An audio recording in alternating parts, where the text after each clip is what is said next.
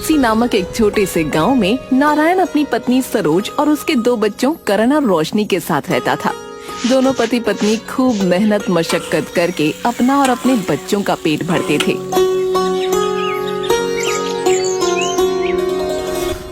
सरोज, हर बार ठंड में तापमान इतना नीचे तो नहीं जाता था, लेकिन इस साल तापमान बहुत ज्यादा गिर गया है।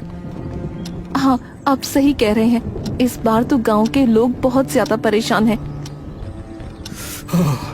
दिन हो या रात हो, लोग ठंड से ठिठुर रहे हैं। इस साल तो बहुत ज्यादा ठंड पड़ रही है।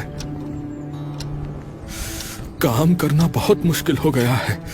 घर से निकलते ही ठिठुरन शुरू हो जाती है। नारायण अपनी मालकिन मधु के घर खाना बनाने चला जाता है। सरोज अपने बच्चों को सरकारी स्कूल छोड़कर फूल बेचने चली जाती है। नारायण, तुम जल्दी से सारे काम निपटा लो। तुम्हें पता है ना आज हमारे घर पर पार्टी है। मालकिन, मैंने तो सारे पकवान बनाकर रख दिए हैं। अगर तुमने सारे पकवान बना लिए हैं तो आज तुम घर सजाने में भी मेरी मदद कर दो। ठीक है मालकिन, मैं आपकी मदद कर देता हूँ। ठीक है, लेकिन तुम्हें आज पार्टी में आना है। अपनी पत्नी और बच्चों को लेकर आ जाना। मालकिन, कितने बजे आना है? आप मुझे वक्त बता दीजिए। तुम शाम को 7 बजे पार्टी में आ जाना। और हाँ, मुझे तुम्हारी थोड़ी मदद की भी जरूरत होगी, ठीक है?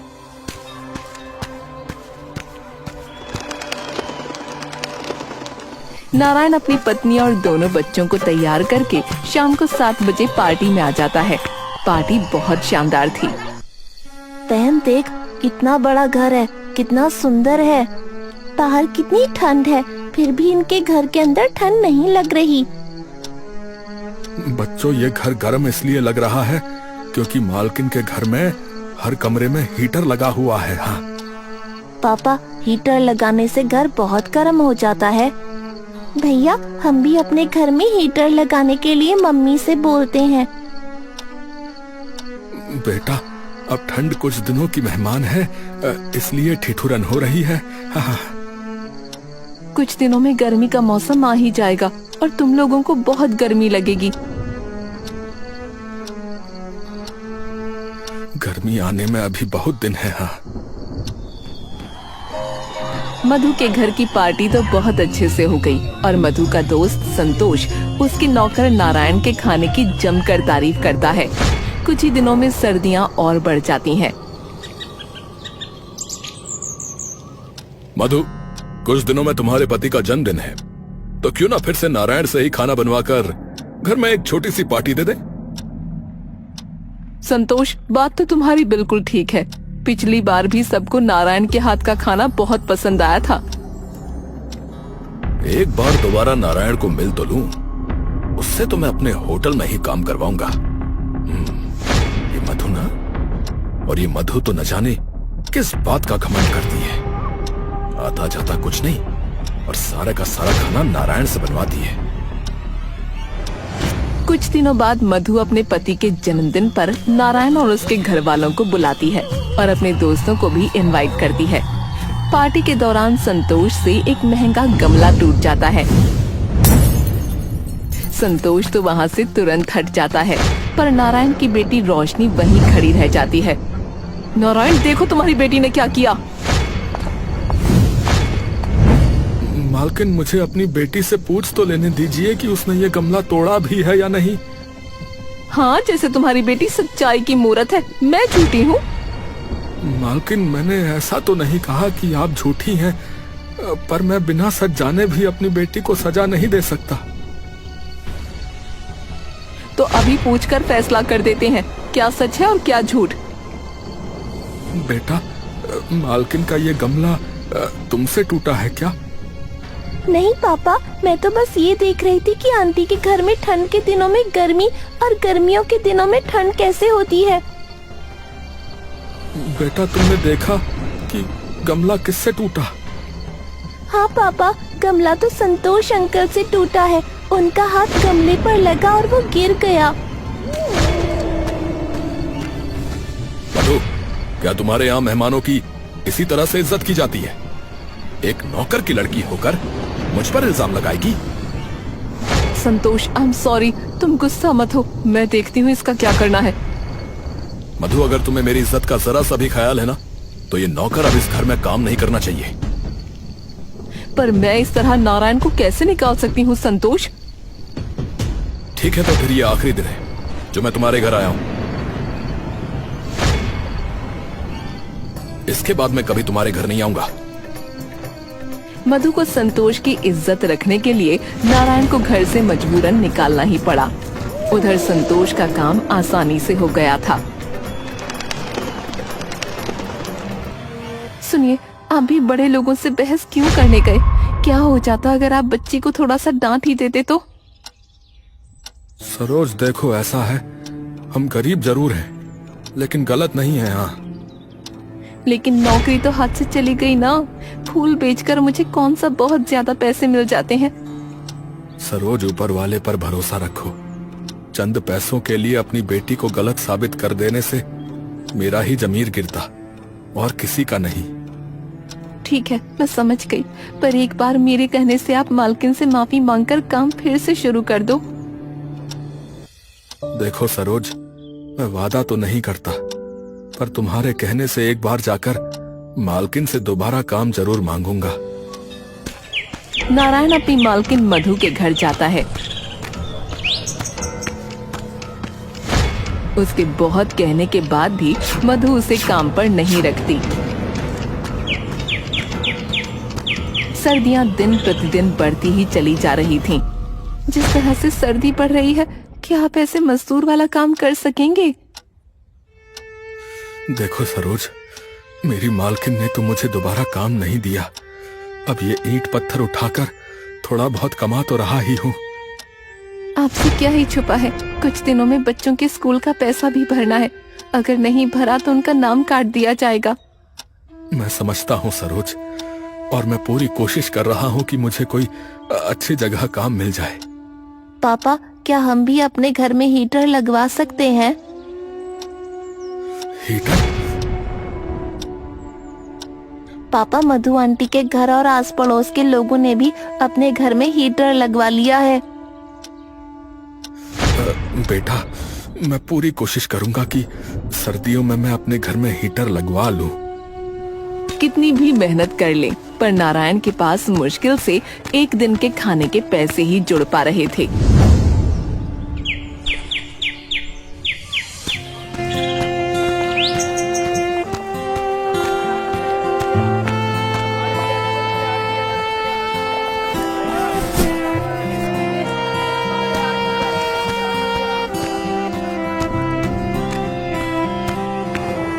हे भगवान, अब तो खाना बनाने के लिए आटा भी नहीं है।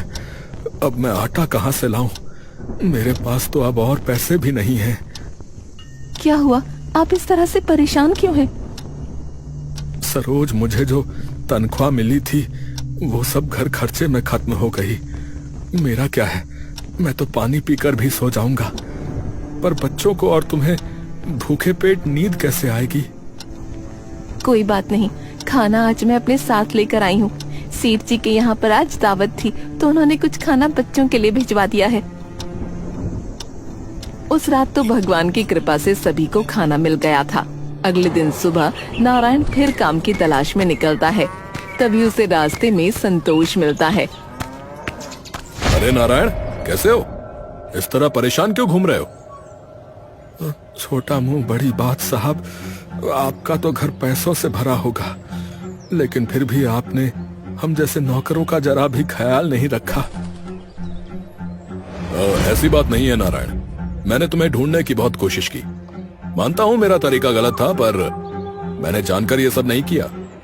साहब, आप लोग बड़े लोग हैं, आपको दर बदर नहीं भटकना पड़ता, पर हम जैसे गरीब लोग कहां जाएंगे? देखो, माफी मांगने से तो कुछ नहीं मिल पाएगा तुम्हें, पर हाँ, मेरा होटल है। अगर तुम वहां बावर्ची का काम करो और तुम्हारे हाथ का खाना सबको पसंद आए, तो तनख्वाह जरूर मिल सकती है। नारायण खाना बनाने के काम पर लग जाता है और ग्राहकों को खाना सर्व भी करता है। ऐसे ही शाम हो जाती है और होटल क्लोज होने का वक्त आ जाता है। पर अभी भी लोगों की भीड़ कम नहीं होती। चलो, आज तो सारी डिशेस बिक गई और भीड़ भी कम नहीं हुई, इसलिए कल से तुम्हें और डिश बनानी होंगी। साहब, मैं बहुत ही स्वादिष्ट नाश्ता भी बनाना जानता हूँ। ठीक है, तो ये लो आज के काम के पैसे, 500 रुपए। धन्यवाद साहब, आपने आज मेरे घर वालों को और मुझे भूखा सोने की नौबत नहीं आने दी। नारायण होटल से निकलकर सबसे पहले राशन की दुकान पर जाता है। वहाँ से राशन का सामान खरीदकर घर आ जाता है। सरोज, भगवान ने हमारी सुन ली। ये लो, हफ्ते भर का राशन और सब्जियाँ। आपके पास इतने सारे पैसे कहाँ से आए? कोई अच्छा काम मिल गया क्या? सरोज, भगवान से प्रार्थना करो कि साहब का काम चल जाए, और अगर कल भी इस तरह से उनके होटल में भीड़ लगी रही तो वो मुझे कल मेरी महीने की तनख्वाह बता देंगे। आपको किसी होटल में काम मिला है? फिर तो साहब बहुत अमीर होंगे, है ना? हाँ सरोज, मेरी जो मालकिन थी उनके दोस्त नहीं थे संतोष जी? संतोष जी का ही होटल है, और उन्होंने मुझे आज की तनख्वाह 500 रुपए दी थी। ठीक है, मैं जल्दी से खाना बना देती हूँ। आप हाथ मुंह धोकर आ जाइए और बच्चों को भी साथ ले आइएगा। अगली सुबह नारायण बच्चों को स्कूल छोड़कर वापस काम पर चला जाता है। होटल पर पहुंचकर नारायण नाश्ता बनाता है जो ग्राहकों को बहुत पसंद आता है। नारायण के बने हुए नाश्ते को खाकर ग्राहक बहुत तारीफ करते हैं। अरे संतोष भाई, आपने कोई नया बावर्ची रखा है क्या? क्या हुआ, खाने में कोई प्रॉब्लम हुई है क्या? अरे नहीं नहीं संतोष भाई, हम तो अक्सर आपके होटल पे खाना खाने आते ही हैं, पर आज का खाना हमेशा के खाने से बहुत ज्यादा स्वादिष्ट है। जी शुक्रिया शुक्रिया, ये तो बस हमारे बावर्चियों का हुनर है। ग्राहकों को आज बनाया हुआ नाश्ता कल से भी ज्यादा अच्छा लगा। सारे ग्राहकों का कहना था कि इससे स्वादिष्ट पकवान उन्होंने आज से पहले इस होटल में कभी नहीं खाए। नारायण, तुम्हारे हाथ में तो जादू है। तुम्हारे हाथों के बने हुए पकवान खाकर ग्राहक एक एक्स्ट्रा प्लेट खा रहे हैं। तुमने तो कमाल ही कर दिया भाई। सब ऊपर वाले की देन है साहब, वो जो दे उतना बहुत है। नारायण, आखिर तुमने ऐसा क्या मिलाया है इन पकवानों में जो ग्राहक इतनी तारीफ कर रहे हैं? साहब जी, कुछ खास नहीं मिलाया है, बस थोड़े से नमक मिर्च मसाले जो है बराबर मात्रा में डाले हैं। बस इसी तरह रोज सब पकवान बहुत जल्द ही खत्म हो जाएं तो मजा आ जाए। ऐसा ही होगा साहब, आप निश्चिंत रहिए। ठीक है, कल से काम पर जल्दी आ जाया करना, क्योंकि कल से हमें और ज्यादा मेहनत करनी होगी। संतोष का अब काम बढ़िया चल गया था। उसने अपने होटल में हीटर भी लगवा लिया, जिससे उसका काम बहुत अच्छा हो गया।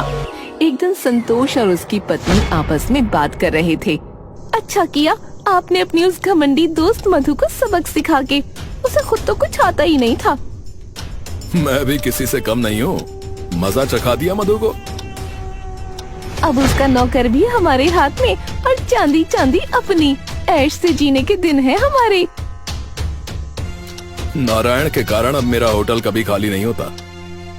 ध्यान रखना कभी मधु को इस सच का पता न चले। तुम उसकी चिंता ना करो, मैं संभाल लूंगा। मधु संतोष के घर के बाहर ही खड़ी थी, जिसकी वजह से उसे संतोष का सच पता चल गया। मधु संतोष से मिले बिना वहाँ से चली गई। अरे थु, थु, थु। अरे अरे, ये किसने बनाया खाना है? इसमें मांस और छिपकली निकली है भाई। सर गलती हो गई, हमारे खाने में कभी आज तक ऐसी शिकायत नहीं आई। अरे तो क्या मैं झूठ बोल रहा हूँ? बेवकूफ नजर आता हूँ मैं? इस मरी हुई छिपकली और इस सड़े हुए खाने का पैसा दूंगा मैं तुम्हें, हैं? नहीं नहीं सर, आप बिल्कुल पैसा मत दीजिए, हम आपको नई डिश बना के देते हैं। अरे मुझे किसी प्रकार की डिश नहीं चाहिए, मैं एक वकील हूँ और तुम्हारा ये होटल बंद करवा के रहूंगा। देखिए ऐसा मत करिए, ये होटल ही मेरा सब कुछ है। मैं तो रोड पे आ जाऊंगा, मैं आपके हाथ जोड़ता हूँ, आप केस मत करिए। आप चाहे पैसा मत दीजिए, आप पूरे महीने फ्री में खाना खा के चाहिएगा, पर प्लीज आप केस मत करिए सर। अरे इतने बड़े वकील को रिश्वत देते हो? मुझे भिखारी समझा है कि मैं फ्री में खाना खा के जाऊंगा? कभी नहीं। और ये केस तो मैं करके रहूंगा।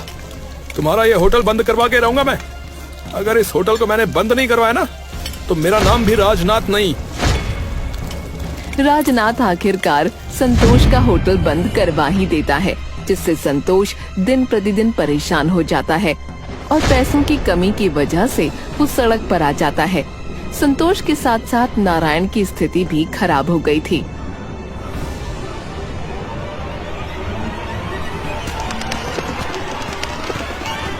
नारायण, सुना है तुम जहाँ काम करते थे उनका होटल बंद हो गया है?